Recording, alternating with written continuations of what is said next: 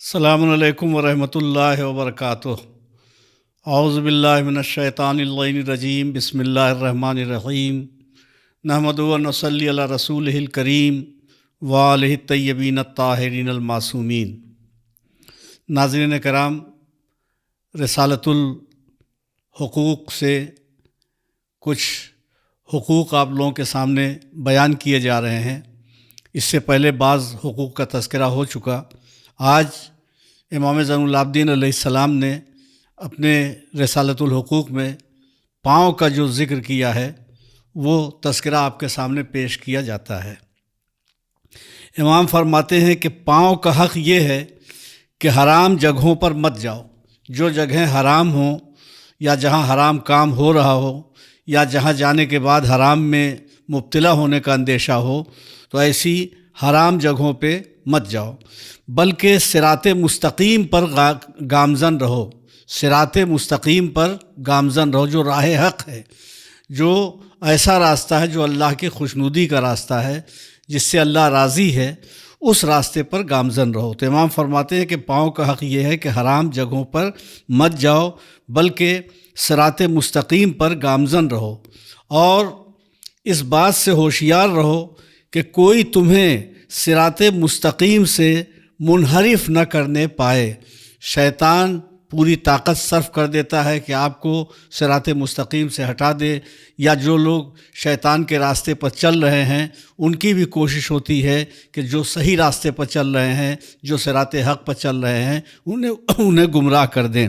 مگر امام فرما کیا رہے ہیں کہ اس بات سے ہوشیار رہو کہ کوئی تمہیں صراط مستقیم سے منحرف نہ کرنے پائے۔ حرام جگہوں سے مراد یہ ہے کہ ایسے مقام پر نہ جاؤ جن کے بارے میں اللہ نے منع فرمایا ہے۔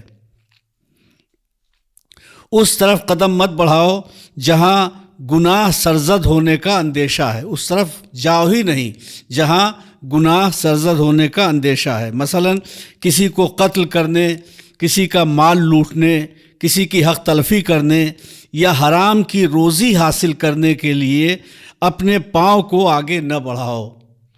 یہ اور اس طرح کے جو کام ہیں جن سے اللہ نے روکا ہے، جن سے اللہ نے منع کیا ہے، پروردگار عالم کی رضا کے خلاف ہے، پروردگار عالم کی ناراضگی کا سبب ہے، جہاں جانا مثلا حرام کام میں مبتلا ہونے کا اندیشہ ہو، کسی کا مال لوٹنے، کسی کے حق تلفی کرنے یا حرام کی روزی حاصل کرنے کے لیے اپنے پاؤں کو آگے نہ بڑھاؤ، کیونکہ کل قیامت کے روز یہی اطاعت گزار اور فرما بردار پاؤں آپ کی مخالفت میں اللہ کے سامنے گواہی دیں گے۔ یہی پاؤں جو آج آپ کے پاؤں ہیں، کل آپ کے خلاف اللہ کی بارگاہ میں آپ کے بدن کے تمام اعضاء گواہی دیں گے۔ انہی اعضاء میں سے آپ کے پاؤں بھی ہیں، جیسے ہاتھ گواہی دے گا، زبان گواہی دے گی، آنکھیں گواہی دیں گی، اسی طریقے سے پاؤں بھی آپ کی مخالفت میں اللہ کے سامنے گواہی دیں گے۔ سورہ یاسین میں ارشاد ہو رہا ہے، بسم اللہ الرحمن الرحیم، وَتَشْهَدُ أَرْجُلُهُمْ بِمَا كَانُوا يَكْسِبُونَ، یعنی اور ان کے پاؤں اس کی گواہی دیں گے جو کچھ انہوں نے اس کے ذریعے کمایا ہوگا۔ اس لیے نیک کاموں میں قدم آگے بڑھاؤ، بجائے اس کے کہ برے کام کی طرف قدم آگے بڑھاؤ۔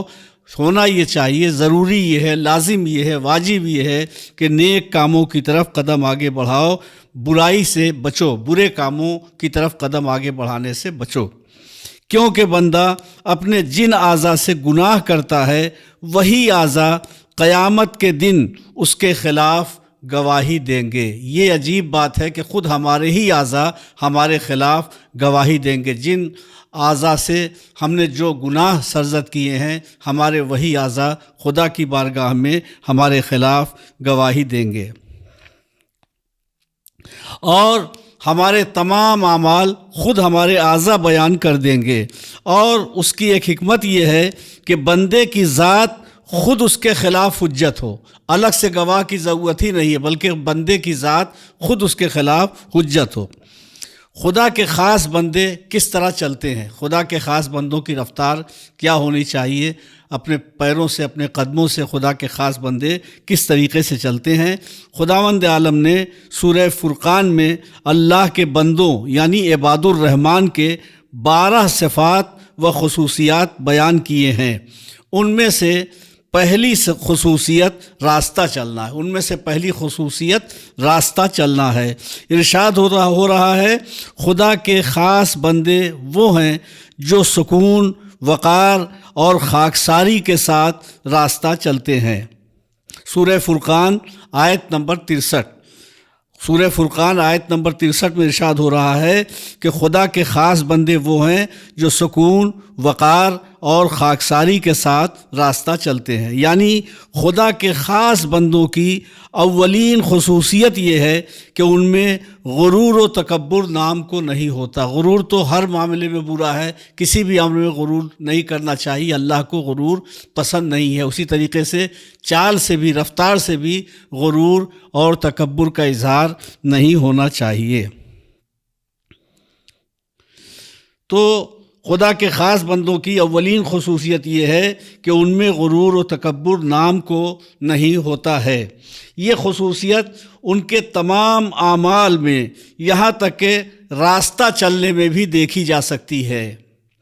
تمام اعمال میں کسی عمل میں بھی غرور کا اظہار نہیں ہوتا۔ جو بندہ مومن ہوتا ہے اس کے کسی بھی کردار میں، کسی بھی عمل میں غرور کا اظہار نہیں ہوتا، اور یہ کیفیت اس کی رفتار میں بھی دیکھی جا سکتی ہے، کیونکہ انسان کا مزاج، اخلاق، کردار اور اعمال، گفتگو اور حرکات میں نمایاں ہوتا ہے۔ خدا نے جو دستورات ہمیں دیے ہیں ان میں سے ایک اہم دستور یہ ہے، قرآن مجید میں ارشاد ہو رہا ہے کہ روئے زمین پر اکڑ کر نہ چلو، روئے زمین پر اکڑ کر نہ چلو، کیونکہ نہ تم زمین کو شگافتہ کر سکتے ہو اور نہ بلندی میں پہاڑ کے مانند ہو سکتے ہو۔ سینہ تان کر، اکڑ کر، پیر پٹک کر چلنے سے کوئی فائدہ نہیں، کیونکہ نہ تو تم زمین کو شگافتہ کر سکتے ہو اور نہ بلندی میں پہاڑ کے مانند ہو سکتے ہو۔ سورہ اسراء آیت نمبر 47، یہ ابھی جو ہم نے آیت کا ترجمہ کیا ہے، روئے زمین پر اکڑ کر نہ چلو کیونکہ نہ تم زمین کو شگافتہ کر سکتے ہو اور نہ بلندی میں پہاڑ کے مانند ہو سکتے ہو، یہ سورہ اسراء آیت نمبر 47 کی آیت کا ترجمہ تھا جو ہم نے آپ کے سامنے پیش کیا۔ یاد رہے کہ فخر اور تکبر کی چال اور متکبرین کی سی بیٹھک وغیرہ سب ممنوع ہیں۔ متکبر جو ہیں ان کی طرح سے بیٹھنا، چلنا، رفتار میں، گفتار میں کسی بھی انداز سے ہمیں تکبر کا اظہار ہم میں نہیں ہونا چاہیے۔ لہٰذا یاد رہے کہ تکبر کی چال اور متکبرین کی سی بیٹھک وغیرہ سب ممنوع ہیں۔ ہمارے چلنے پھرنے، اٹھنے بیٹھنے میں تواضع اور انکساری ہونی چاہیے، گفتگو نرم ہو اور چلنا آہستگی اور وقار کے ساتھ ہو۔ نرم لہجے میں ہماری گفتگو ہونی چاہیے، گفتگو میں شیرینی ہونی چاہیے، حلاوت ہونی چاہیے، مٹھاس ہونی چاہیے، اور رفتار میں آہستگی ہونی چاہیے، وقار کے ساتھ ہمیں چلنا چاہیے۔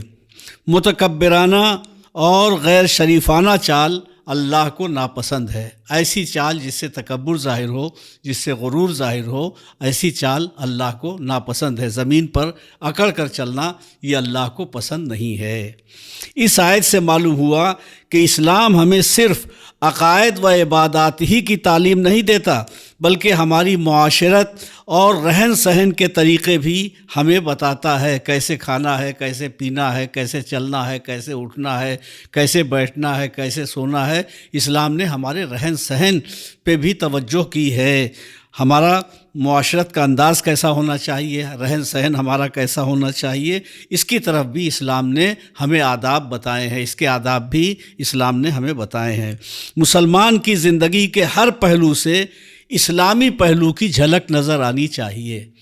ایک مسلمان کی ذمہ داری یہ ہے کہ اس کا ہر عمل، اس کی سیرت کا ہر پہلو، اس کے کردار کا ہر گوشہ ایسا ہو کہ اس سے اسلامی پہلو کی جھلک نظر آئے۔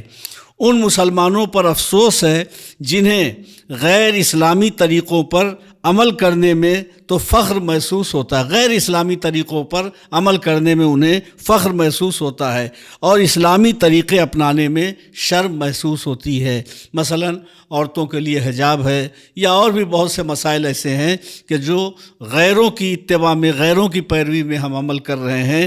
اسلام نے جن باتوں سے منع کیا ہے، شریعت نے جن چیزوں سے منع کیا ہے، ہم مخالفت کرتے ہیں صرف لوگوں کی اتباع اور لوگوں کی پیروی میں۔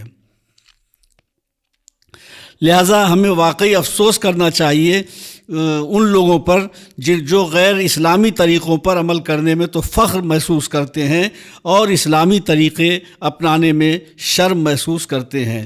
آیت ہی میں فرمایا گیا کہ زمین پر اتراتے ہوئے نہ چلو، زمین پر اتراتے ہوئے نہ چلو، اکڑ کر چلنے میں نہ تو تم زمین کو پھاڑ سکتے ہو اور نہ بلندی میں پہاڑوں تک پہنچ سکتے ہو۔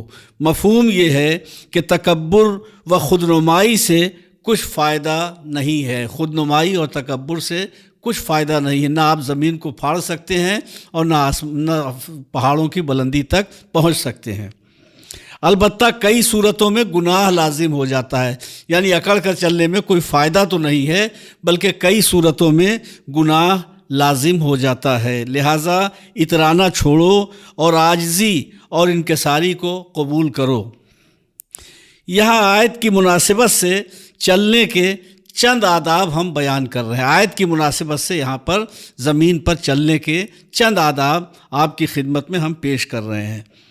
اگر موقع ہو تو راستے کے کنارے کنارے چلیں، اگر موقع ہو تو کوشش کر کے راستے کے کنارے کنارے چلیں۔ نمبر 2، نہ اتنا تیز چلیں کہ لوگوں کی نظریں اٹھنے لگیں، اتنے تیز چل رہے ہیں کہ لوگ آپ ہی کو دیکھے جا رہے ہیں، تو نہ اتنے تیز چلیں کہ لوگوں کی نظریں اٹھنے لگیں، نہ اتنا آہستہ چلیں کہ آپ مریض معلوم ہو، نہ اتنا آہستہ چلیں، نہ اتنا تیز چلیں کہ لوگوں کی نظریں آپ کی طرف اٹھنے لگیں، بلکہ درمیانی چال چلیں۔ اسلام کو درمیانی چال پسند ہے، میانہ روی پسند ہے، اعتدال پسند ہے۔ اسلام دین اعتدال ہے، لہٰذا نہ بہت تیز چلنا چاہیے نہ بہت آہستہ ہمیں چلنا چاہیے۔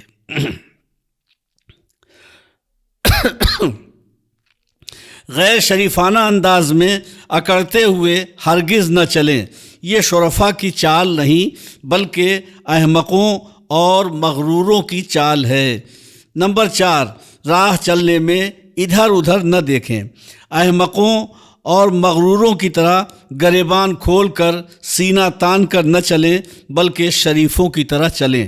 غرض کے رفتار میں اعتدال اور شریفانہ انداز پیش نظر رکھنا ضروری ہے۔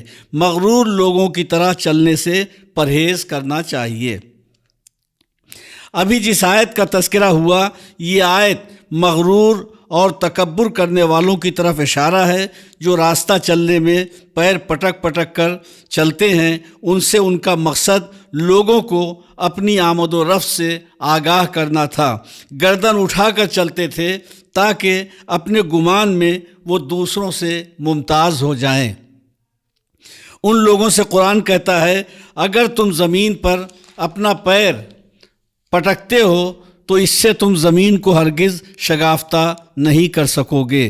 کیا تم کرۂ ارض پر چھوٹا سا ذرہ نہیں ہو؟ اتنی بڑی دنیا میں کرۂ ارض پر تم ایک چھوٹا سا ذرہ نہیں ہو؟ تم کتنی ہی گردن بلند کر لو، پہاڑ کے برابر نہیں ہو سکتے۔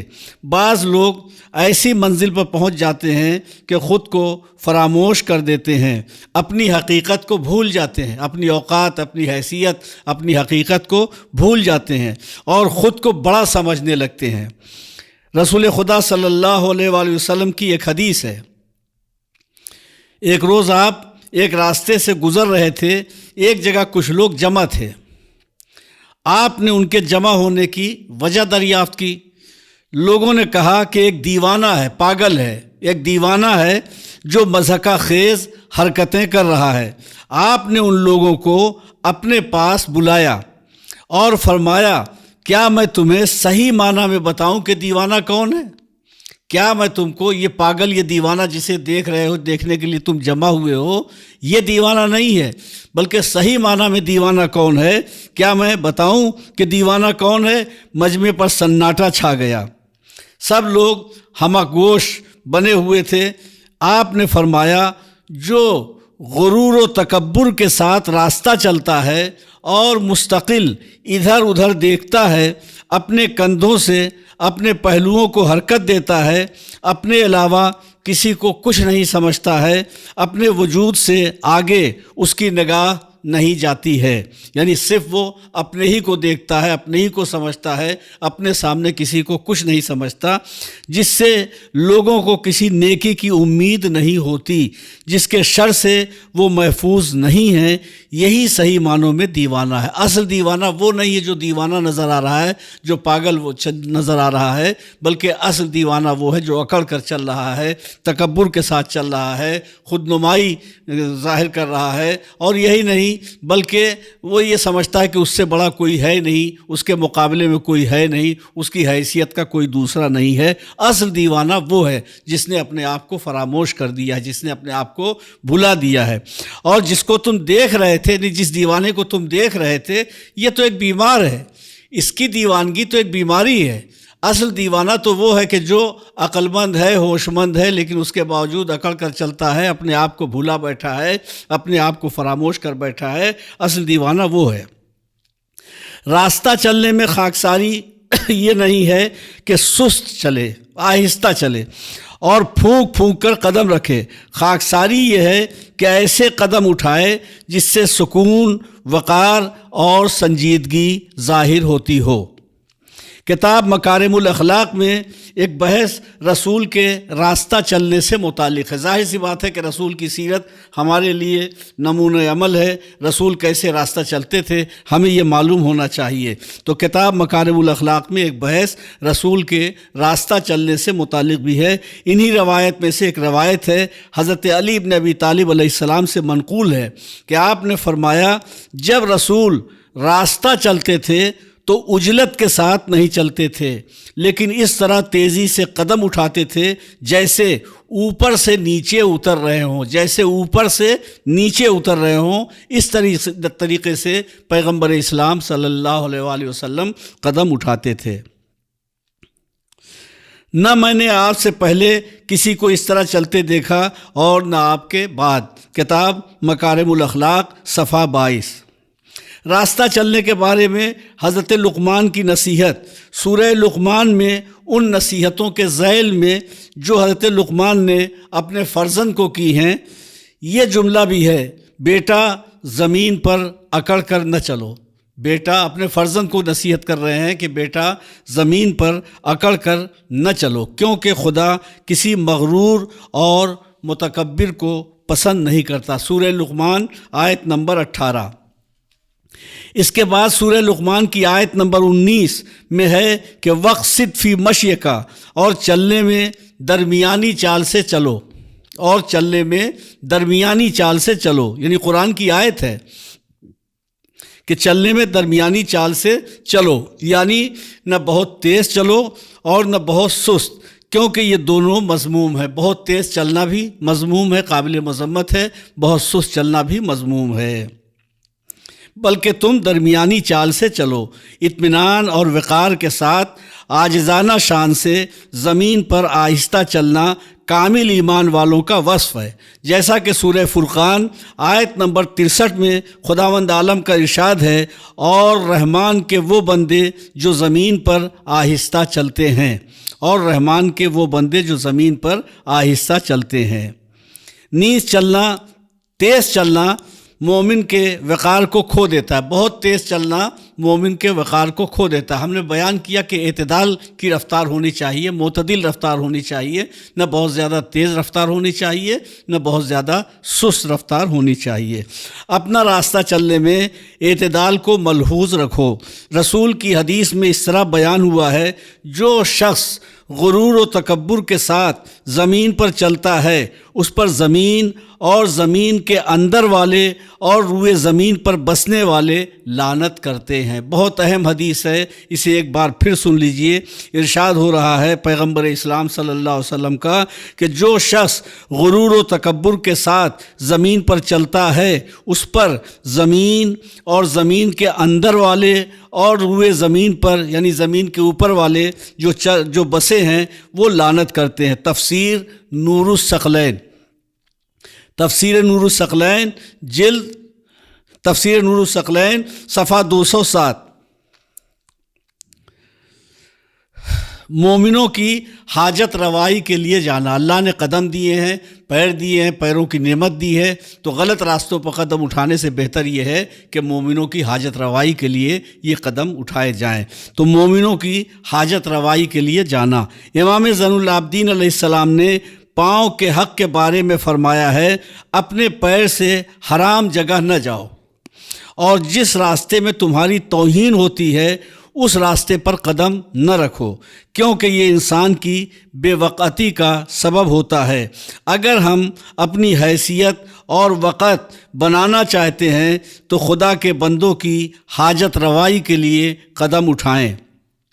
ہمارے چھٹے امام حضرت امام جعفر صادق علیہ السلام نے فرمایا کہ کوئی بندہ ایسا نہیں ہے جو اپنے مومن بھائی کی حاجت روائی کے لیے قدم اٹھائے مگر یہ کہ خدا اس کے لیے ہر اٹھنے والے قدم کے عوض ایک نیکی و خوبی لکھتا ہے، اور اس کے ہر قدم پر ایک گناہ کو مٹاتا ہے اور ایک درجہ بلند کرتا ہے۔ دیکھیے کیا مومن کی حاجت روائی کا فائدہ ہے، اور امام فرما رہے ہیں، کیا فرما رہے ہیں؟